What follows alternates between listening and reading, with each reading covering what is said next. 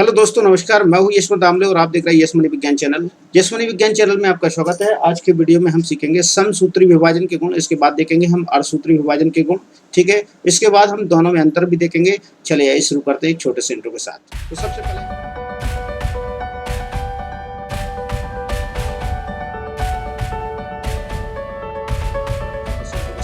तो सबसे पहले हम देख लेते हैं समसूत्री विभाजन के गुण। तो समसूत्री विभाजन के गुण यहाँ पर दिए गए हैं, आप यहाँ देख पाएंगे। सबसे पहला गुण है समसूत्री विभाजन में बनने वाली कोशिकाओं में गुणसूत्र की संख्या एक समान होती है।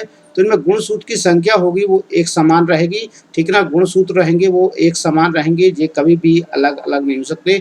जैसे हम मान के चले कि मात्र कोशिका में 8 गुणसूत्र हैं, तो संतति उत्पन्न होने वाली कोशिका में भी 8 गुणसूत्र उनके शामिल होंगे।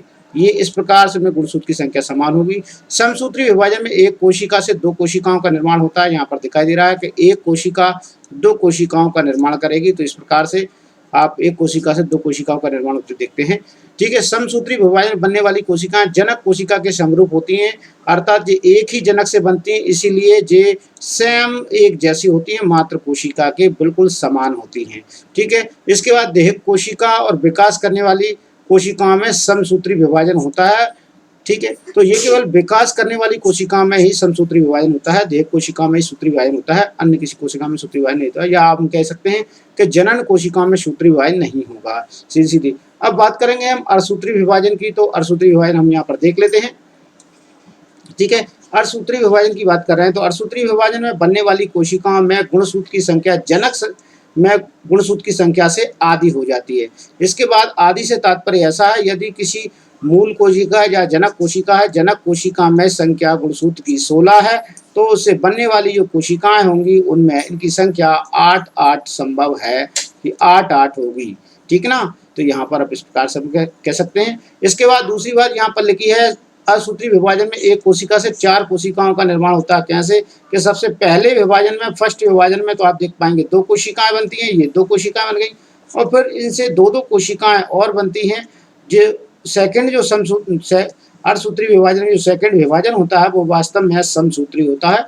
ठीक ना, तो इस प्रकार से 4 कोशिकाएं, एक कोशिका से 4 कोशिकाएं यहाँ पर बनती हुई नजर आती है। चलिए आगे देखते हैं। समसूत्री विभाजन में बनने वाली कोशिकाएं जनक कोशिकाओं के पूर्ण रूप समरूप नहीं होती है। पूर्ण समरूप नहीं होने का मतलब होता है पूर्णतः एक जैसी नहीं होती, जनक कोशिका के समान नहीं दिखाई देती है।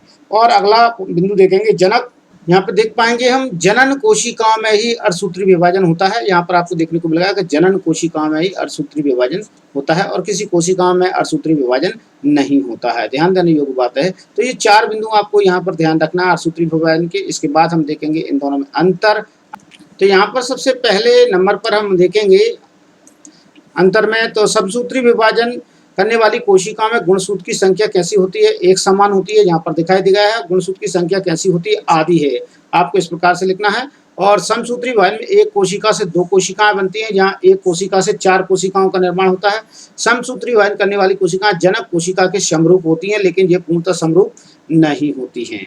ठीक है, देह कोशिका और विकास करने वाली कोशिकाओं में समसूत्री विभाजन होता है। ठीक ना, लेकिन यहाँ पर देखेंगे तो केवल जनक कोशिकाओं में ही अर्धसूत्री विभाजन होता है। तो इस प्रकार से इसमें 4 अंतर यहाँ पर सम्मिलित किए गए हैं। आप 4 अंतर लिख सकते हैं। मैं हर बार की तरह कहना चाहूंगा, यदि आप मेरे चैनल पर नए हैं और अभी तक आपने यदि चैनल को सब्सक्राइब नहीं किया है तो प्लीज सब्सक्राइब बटन को प्रेस कर दीजिएगा और बेल आइकन को प्रेस कर दीजिए, जिससे वीडियो जैसे अपलोड होगा आपके पास नोटिफिकेशन पहुंच जाएगा। वीडियो अच्छा लगता है तो लाइक कीजिएगा, दोस्तों के साथ में शेयर कीजिएगा।